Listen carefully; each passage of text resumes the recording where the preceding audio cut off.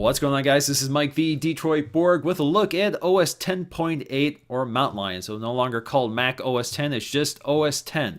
So Mountain Lion is coming out in the middle of the summer, and this is a developer preview that we're going to take a look at today. So let's go ahead and take a look at the main features. So new in Mountain Lion is the Messages app, which is essentially a successor to iChat, which finally adds iOS's iMessaging to the IM client. This means that in addition to AIM, Jabber, Yahoo, and Google Talk, you can add your iMessage account. So you can now message an iPad, iPhone, iPod Touch, or another Mac right from the app. And it all stays synced, so conversations on one device will carry right over to the Messages app on your Mac. You can also add photos or video to your messages simply by dragging and dropping them from your computer.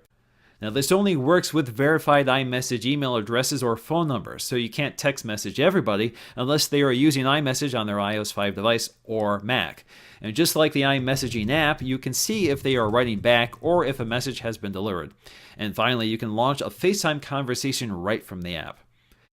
Reminders also comes over from iOS. This means that reminders will now stay synced with your Mac as well as iOS. So from the Mac, I can add a to-do list item and it will appear nearly instantaneously on my iPhone or iPad. If I check off the item as it's completed, it will now appear on both devices under the Completed tab. You can also modify reminders by tapping the eye icon or navigate your reminders in a calendar view. Notes is another iOS app to make it to the Mac, but with OS X you can add photos by dragging and dropping them from the desktop. You can also pin individual notes to your desktop like a post-it note just by double-clicking on the item. And of course, your notes will stay synced across all devices while you're logged into your iCloud account. So you can add notes or make changes on any device, and the changes will propagate to everything. Notification Center brings iOS's notification aggregator onto the Mac and is my favorite new feature of Mountain Lion.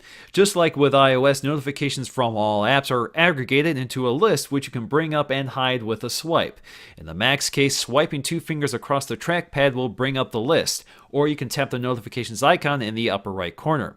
In the notification tray, you can swipe through and tap on any of the notifications to launch the app. Right now, this is limited to certain apps like Mail, Messages, Reminders, Updates, FaceTime, Calendar, and Game Center, but more will be added as apps take advantage of it. Notifications also adds banners, which you can click on or dismiss. And just like with iOS, you have granular control over the notification settings for each app, such as how many items are displayed or the type of banner.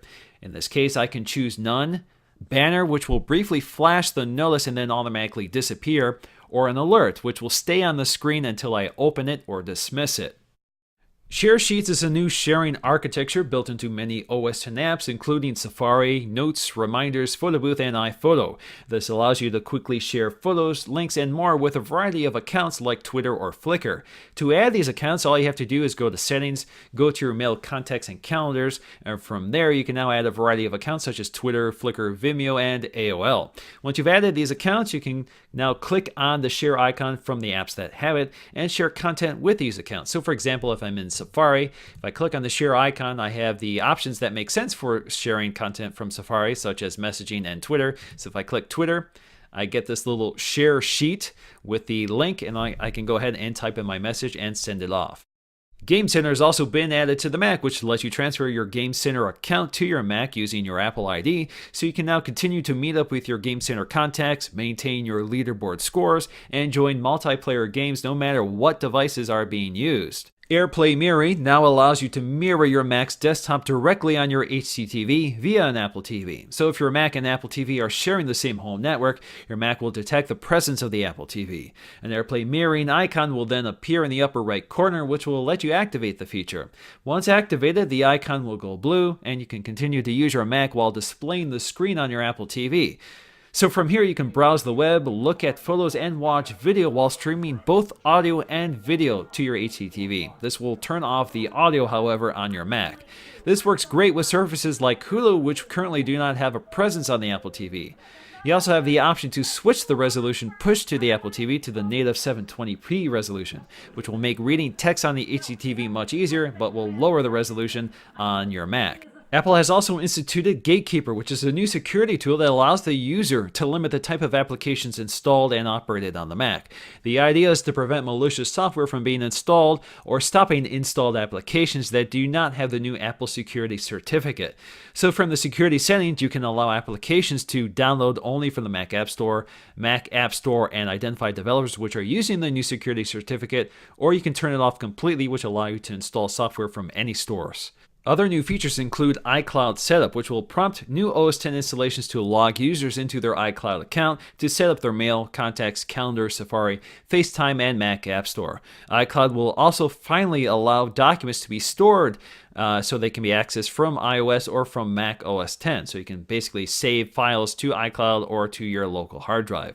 Other changes include full width tabs in Safari and the ability to search directly from the address bar. The Launchpad now lets you search apps. The widgets interface has been updated and can now be organized into folders just like apps. OS X updates are now managed through the Mac App Store, so launching updates launches the App Store. AirPlay devices can now be selected from the audio output options. Addressbook and iCal have been renamed to Contacts and Calendar. And last but not least, we get some new screensavers and a new default wallpaper. So that's going to do it for me, guys. Thanks for watching. I'll have more on OS 10.8 in the near future, so stay tuned for that. And I'll see you again in the next video.